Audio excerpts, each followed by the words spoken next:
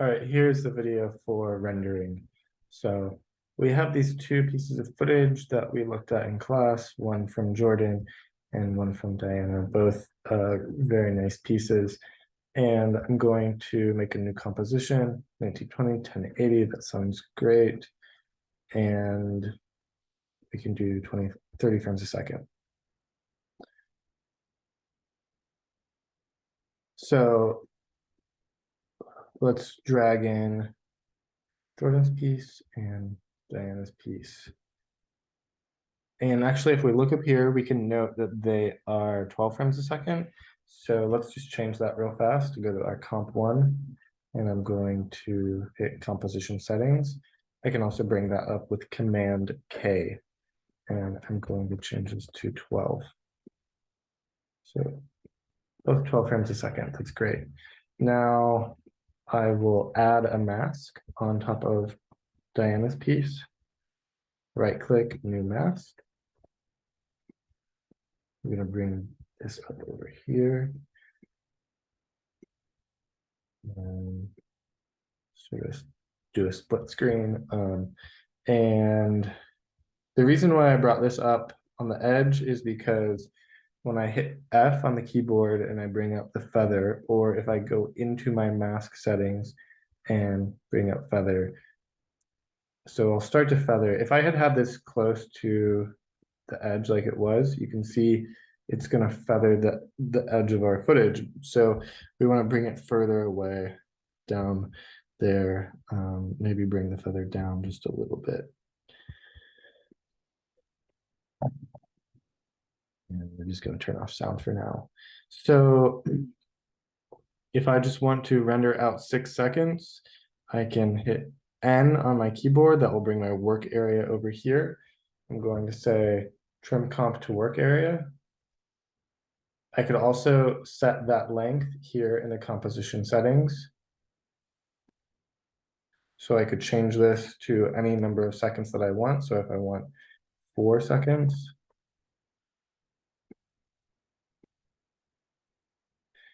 now I already have opened Adobe Media Encoder, and I'm just going to change my composition name. I'm going to say test. And now I'm going to have my I'm going to be in my composition down here and in my test comp, have this highlighted down here. And I'll go to composition, add to Adobe Media Encoder queue.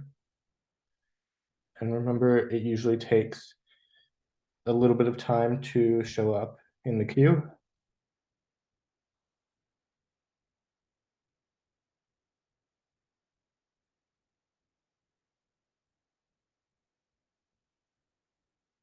I'm going to pause it. All right, and once it's shown up, we just want to make sure that we know where we're saving it. So let's go to our save file. I'm just going to put it on the desktop for now. Let's call it test. I don't think I already have anything on my desktop called test. And we want it to be H.264. If it's not H.264, select this.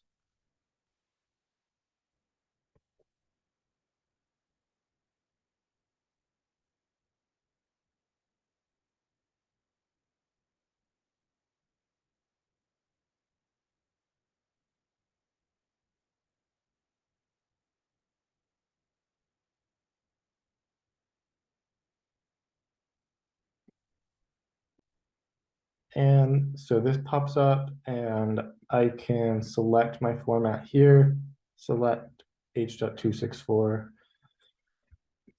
and we can say use maximum render quality if we want. Make sure match source is selected, so it should match 1920 by 1080.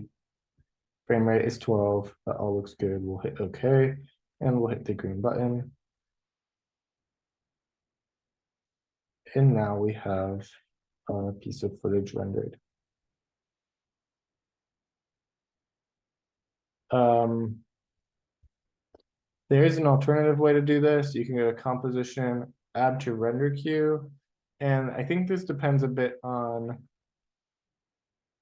your version of After Effects that you have.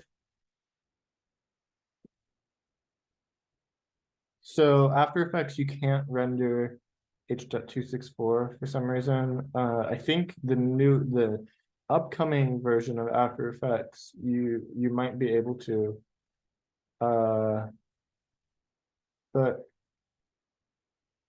so I would highly suggest trying to use Adobe Media Encoder as opposed to just rendering here from the render queue. So you'll see what will happen. All of these settings we can look at, those look right. But if I say render,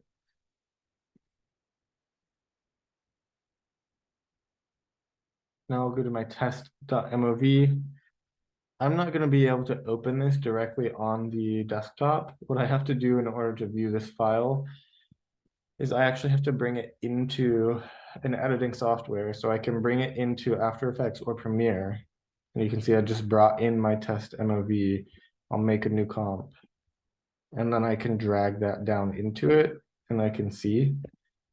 And I would prefer not to have to do that when I'm viewing your files. So I really would prefer you to try and use Adobe Media Encoder as opposed to just the render queue. If for some reason your Adobe Media Encoder won't open, this is an option. So I hope that helps.